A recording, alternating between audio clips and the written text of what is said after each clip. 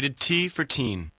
This fall, there is only one way to get incredible as THQ brings the Disney Pixar theatrical blockbuster film, The Incredibles, to the PlayStation 2 computer entertainment system.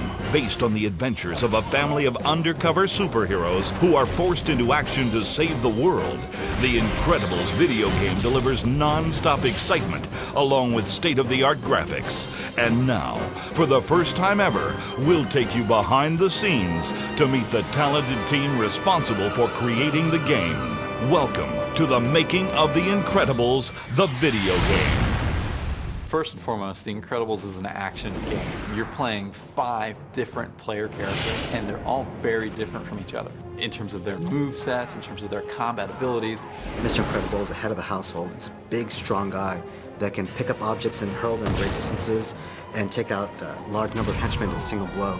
You also get to play his wife, Mrs. Incredible, whose ability is to change her shape and stretch enormous distances, like plucking guys out of midair or grabbing a hook that she can use to swing across. They have 2 children, and you get to play either Dash, who's their son, who can run at supersonic speeds and avoid blasts and just run great distances, or their daughter, Violet, whose 2 abilities are to either turn invisible or form a force field around her. So in her levels, you get to use a lot of stealth.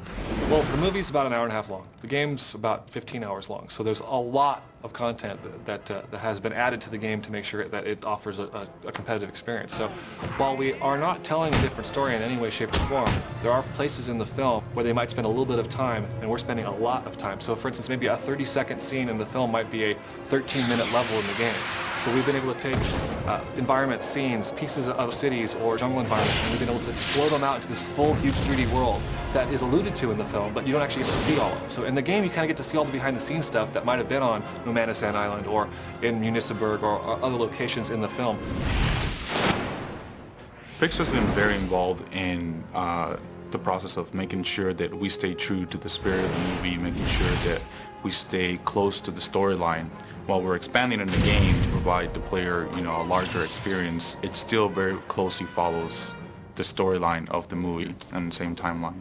They've also been providing us concept art and approving our models and our environments as we've been developing them to make sure that we have the same vision for the game as they had for the movie. They would ask us a lot of questions. What does this look like, or how should we do this, or can we drop this to make this other level work? It's like, yeah, so there's a great back and forth. So I would say there was a lot of input both ways. The process of having the movie being made at the same time as the video game, I think it's challenging in a few ways. That sometimes, the video game can get further along than where we are in the movie. So if we're looking for reference or looking for, how a character might be moving or what the environment might look like, it's a little tough.